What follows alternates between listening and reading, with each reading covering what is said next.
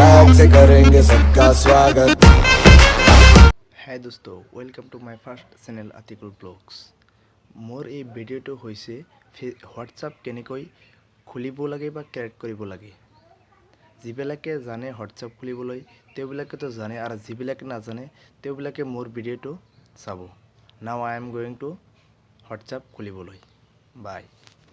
যদি আপুনি হোৱাটছআপ খুলিব বিচাৰে তেনেহ'লে আপোনাৰ মোবাইলত হোৱাটছআপ এপটো থাকিব লাগিব। যদি নাথাকে তেনেহ'লে আপুনি প্লে ষ্টৰত যাব। প্লে ষ্টৰত যোৱাৰ পিছত আপুনি সাৰ্চ কৰিব হোৱাটছআপ। চাওক, মোৰ ইয়াতে আহিছে হোৱাটছআপ মেছেঞ্জাৰ। ইয়াত ওপেন বুলি দেখাইছে কাৰণ মোৰ মোবাইলত অলৰেডি ডাউনলোড আছে। যদি আপোনাৰ মোবাইলত ডাউনলোড নাথাকে তেনেহ'লে তাতে ইনষ্টল বুলি দেখাব। মই আপোনাত ক্লিক কৰিলোঁ। ক্লিক কৰাৰ পিছত এগ্ৰি এণ্ড কণ্টিনিউত ক্লিক কৰিব। ক্লিক কৰাৰ পিছত আপোনাৰ যিটো নাম্বাৰ যিটো নাম্বাৰতে আপুনি ফেচবুক খুলিব বিচাৰে সেইটো নাম্বাৰ ইয়াত দিব লাগিব।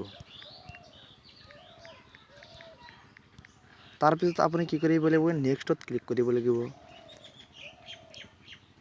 ক্লিক কৰাৰ পিছত ইয়াত অপশ্যন আহিব is this okay or would you like to edit this number. ইয়াত আপুনি অ'কে বুলি ক্লিক কৰিব লাগিব। ক্লিক কৰাৰ পিছত কণ্টিনিউত ক্লিক কৰিব। তাৰপিছত এলাউ কৰি দিব। এতিয়া আপোনাৰ নাম্বাৰত এটা OTP আহিব। এতিয়া কণ্টিনিউত ক্লিক কৰিব। ক্লিক কৰাৰ পিছত আপুনি এলাউ কৰি দিব। এতিয়া আপুনি যদি আগতে এইটো নাম্বাৰত ফেচবুক খুলিছে তেনেহ'লে ৰেজিষ্টাৰ ক্লিক কৰিব, কাৰণ আপোনাৰ মোবাইলত আগত যিবিলাক SMS ফটো আছিল যদি ৰেজিষ্টাৰত ক্লিক কৰে সেইবিলাক আহি যাব। মই ৰেজিষ্টাৰত ক্লিক কৰিছোঁ। চাওক, ট্ৰান্সফাৰ হৈ আছে। এতিয়া নেক্সটত ক্লিক কৰিব। এতিয়া আপোনাৰ নাম যিটো সেই নামটো দি দিব। এতিয়া আপুনি ডান মাৰি দিব।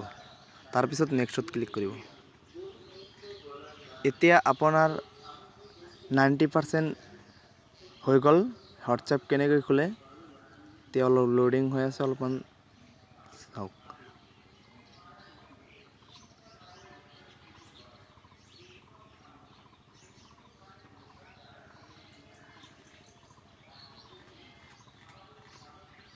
ইয়াত যদি এনেকুৱা অপশ্যন আহে তেনেহ'লে আপুনি নেভাৰত ক্লিক কৰি ডান মাৰি দিব। ডানটোত ক্লিক কৰিব। হৈ গ'ল মোৰ ফেচবুক। যদি মোৰ ভিডিঅ'টো ভাল লাগে তেনেহ'লে শ্বেয়াৰ, লাইক, কমেণ্ট, ছাবস্ক্ৰাইব কৰিব।